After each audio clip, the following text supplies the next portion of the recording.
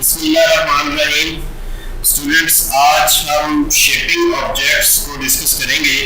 यहाँ पे स्क्रीन में आपको सामने नजर आ रहा होगा कुछ ऑब्जेक्ट्स बने हुए हैं और साथ में उनके सामने लिखा हुआ है कि वेल्ड, ट्रिम, इंटरसेक्शन, सिंपलीफाई और इसके अलावा भी कुछ शेपिंग टूल्स हैं जिनको आज हम डिस्कस करेंगे। सबसे पहले हम वेल्ड जो है उस ऑप्शन को डिस्कस करते हैं। वेल्ड असल में दो ऑब्जेक्ट्स को वेल्ड करके यानी उसको यकजा करके तीसरा ऑब्जेक्ट क्रिएट करेगा। मैं आपको करके दिखाता हूँ। यहाँ पे इस ऑब्जेक्ट को हम क्लिक करते हैं और शिफ्ट की कीबोर्ड से प्रेस करेंगे और इस दूसरे ऑब्जेक्ट को भी हम सिलेक्ट कर लेंगे। उसके बाद आप यहाँ पे प्रॉपर्टी बार के ऊपर देखें, यहाँ पे कुछ हमारे पास रीशेपिंग टूल आ गए। ये वेल्ड टूल है, उसके साथ ट्रिम है, उसके साथ इंटरसेक्ट है, उसके साथ सिंपलीफाई है और फ्रंट माइनस बैक और बैक माइनस फ्रंट और यहाँ पे क्रिएट बाउंड्री का एक ऑप्शन है। इन रीशेपिंग टूल्स को आज हम डिस्कस करने वाले हैं। तो सबसे पहले वेल्ड की बारी है। वेल्ड हमने दोनों ऑब्जेक्ट्स को सिलेक्ट कर लिया और अब हम वेल्ड पे जब क्लिक कर देंगे तो जैसा कि मैंने पहले बताया कि ये एक नया ऑब्जेक्ट उनको वेल्ड करके क्रिएट कर देगा। मैं इसको क्लिक करता हूँ। अब आप देखें कि एक ऑब्जेक्ट जो है वो क्रिएट हो चुका है, वो दोनों ऑब्जेक्ट अब जा चुके हैं और एक तीसरा ऑब्जेक्ट जो कि उनको वेल्ड करके तैयार हुआ है वो आपके सामने है। मैं इसको कंट्रोल Z करता हूँ। ये देखें, ये दो ऑब्जेक्ट थे और इनको हमने वेल्ड करके एक ऑब्जेक्ट बना दिया। अब इसी तरह ट्रिम की बारी है। ट्रिम का मतलब होता है काटना। ये वेल्ड का उल्ट है कि वेल्ड इकट्ठा करता है और ट्रिम काट देता है। फॉर एग्जांपल मेरे पास यहाँ पे तीन ऑब्जेक्ट हैं। एक ऑब्जेक्ट ये सर्कल है, एक ऑब्जेक्ट ये सर्कल है जिसको मैंने ट्रांसपेरेंट बनाया हुआ है और तीसरा उसके नीचे बिट मैप है। अब मैं ये चाह रहा हूं कि यहाँ पे और ये ऑब्जेक्ट मैं यहाँ पे जब रखूं और इस ऑब्जेक्ट को, ये जो नीचे वाले ऑब्जेक्ट को सुराख करना चाह रहा हूं इससे मैं, ताकि मुझे बिट मैप नजर आ जाए। अभी हमें यहाँ पे सुराख नहीं है। अब हम यहाँ पे जब इसको ट्रिम करेंगे तो जितना जितना एरिया ये होगा ये उतना उतना एरिया काट देगा पीछे वाले ऑब्जेक्ट का। तो सबसे पीछे वाले ऑब्जेक्ट को कुछ भी नहीं होगा क्योंकि हम इन दो ऑब्जेक्ट्स पर ये ऑपरेशन करने लगे हैं।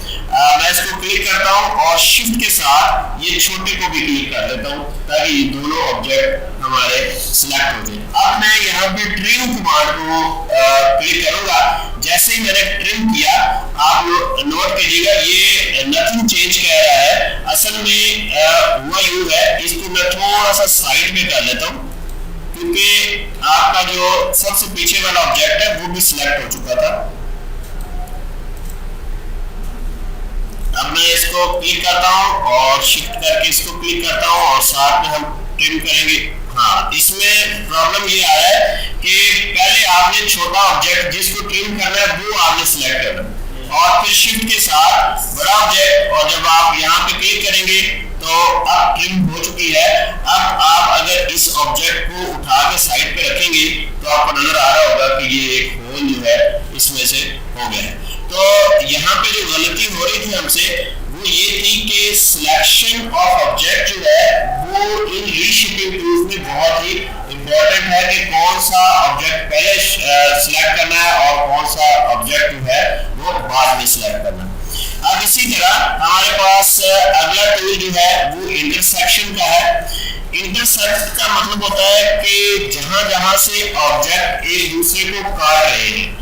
अब ये ऑब्जेक्ट ये ऑब्जेक्ट है और उसके ऊपर ये ऑब्जेक्ट पड़ा हुआ है और ये जो एरिया है यहाँ से यहाँ से यहाँ से यहाँ से यहाँ से एक दूसरे को काट रहे हैं, ये एक दूसरे के ओवरलैप हुए हैं। तो अब हम इसको इंटरसेक्ट करते हैं। मैंने यहाँ पे इस टूल को सिलेक्ट किया और फिर उसके बाद इस शेप को सिलेक्ट किया और अब हम इंटरसेक्ट को क्लिक करेंगे। जैसे ही आप इंटरसेक्ट को क्लिक करेंगे आप नोट कीजिएगा आपके पास एक और ऑब्जेक्ट आ गया है। ये ऑब्जेक्ट कि जहां से इन दोनों ऑब्जेक्ट्स ने एक दूसरे को काटा हुआ था वहां से उसने ये शेप जो है एक और क्रिएट कर दिया। तो ये था स्टूडेंट्स आपका इंटरसेक्शन। अब हम यहाँ पे सिंपलीफाई की बात करेंगे कि सिंपलीफाई क्या करता है। मैं जूम करता हूं इसको ताकि ये कॉन्सेप्ट अच्छे तरीके से समझ आ जाए। अभी ये 3 ऑब्जेक्ट है मेरे पास, एक ऑब्जेक्ट ये है, जबकि इसके पीछे जो है यहाँ पे ये ऑलरेडी सिंपलीफाई किया हुआ है। मैं इसको दोबारा क्रिएट कर लेता हूं इस ऑब्जेक्ट को।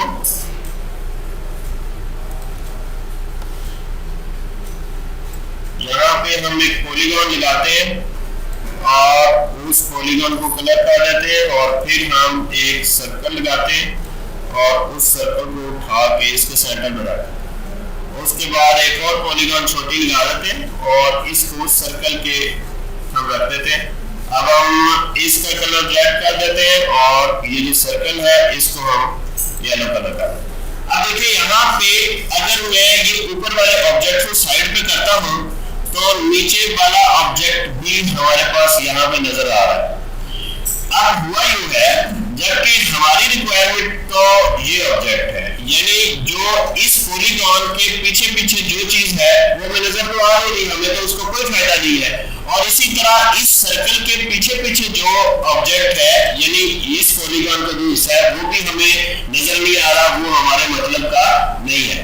तो अब होता यूं है कि जब इस किस्म की सिचुएशन हो, आपके पास सिस्टम रिसोर्सेज ज्यादा खर्च होते हैं, ऑब्जेक्ट्स आपको जरूरत नहीं होती लेकिन वो आपको पड़े होते हैं, वो आपके रैम में ज्यादा जगह लेंगे, आपकी फाइल का साइज जो है वो हैवी हो जाएगा। तो सिंपलीफाई कमांड हमारी हेल्प करेगी कि जो ऑब्जेक्ट्स एक दूसरे के पीछे छुपे हुए हैं, जिनकी हमें जरूरत नहीं है, वो उनको खत्म कर देगी और हमारा फाइल साइज जो है वो डिक्रीज हो जाएगा।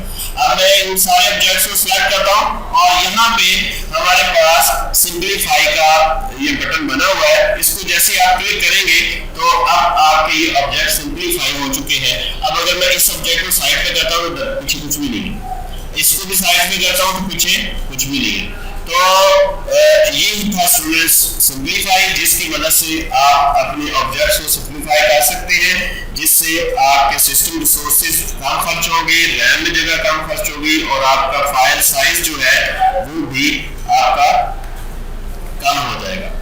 अब हमारे पास कुछ और ऑप्शंस हैं, फ्रंट माइनस बैक। अब फ्रंट माइनस बैक ये है कि आपके ये जो फ्रंट टूल है, ये जो फ्रंट ऑब्जेक्ट है, इसको माइनस कर दिया जाएगा बैक में से, राइट। अब मैं इन दोनों को सिलेक्ट करता हूं और अभी आपको करके दिखाता हूं। यहाँ पे देखिए फ्रंट माइनस बैक, जैसे ही आपने क्लिक किया तो उसने फ्रंट में से बैक निकाल के जो जो एरिया हमारे पास बच रहा था वो सिर्फ शो करवा दिया। मैं कंट्रोल Z करता हूं, देखिए ये एरिया सिर्फ हमारे पास रह गया क्योंकि फ्रंट में से बैक जो है उस बैक उसने उठाया। जाहिर बात है अगर आप इस सर्कल को उठाएंगे, ठीक है, और जो बाकी एरिया ये सिर्फ एक एरिया बचेगा जो कि इन दोनों से अलग है, तो वही उसने शो कर देना। अब मैं अगर इसको थोड़ा सा यहाँ पे इस ऑब्जेक्ट को बड़ा कर देता हूँ तो ये ऑब्जेक्ट, ये कॉन्सेप्ट जो है मजीद क्लैरिफाई हो जाएगा। अभी हम अगर इसको फ्रंट माइनस बैक करते हैं, फ्रंट माइनस बैक, आप देखें ये एरिया जो था वो हमारे पास हमें आ गए। तो आप इसी तरह बैक माइनस फ्रंट, इसमें से बैक जो है वो फ्रंट से निकाल दी जाएगी। जैसे मैं इसको सिलेक्ट करता हूँ और यहाँ से हम बैक माइनस फ्रंट करते हैं तो देखिए बैक में से जो फ्रंट है वो निकल चुका है। यानी अगर हम इसको उठाएंगे तो वो उसके बगैर उठाएंगे तो ये हमारे पास एरिया आ जाएगा। इसी तरह स्टूडेंट से क्रिएट बाउंड्री का ऑप्शन है। इसमें होगा ये कि जो ऑब्जेक्ट्स जो है जिनको आपने बाउंड्री क्रिएट करनी है, अगर ऑब्जेक्ट्स एक दूसरे के ओवरलैप होंगे, एक दूसरे के ऊपर आ रहे होंगे और हम उनकी बाउंड्री क्रिएट करना चाह रहे हैं, हम उनको सिलेक्ट करेंगे और इस तरह ये क्रिएट बाउंड्री का ऑप्शन यहाँ पे, इसको आप क्लिक करेंगे तो एक तीसरा ऑब्जेक्ट हमारे पास आ जाएगा जो इस किस्म का हो। इसको आप रीशेप कर सकते हैं, इसको कलर कर सकते हैं, इस पे कोई भी ऑपरेशन आप कर सकते हैं नॉर्मली। तो बाउंड्री जो ओवरलैपिंग ऑब्जेक्ट्स होंगे उनकी बाउंड्री क्रिएट कर देगा, एक नया ऑब्जेक्ट जो है क्रिएट करेगा।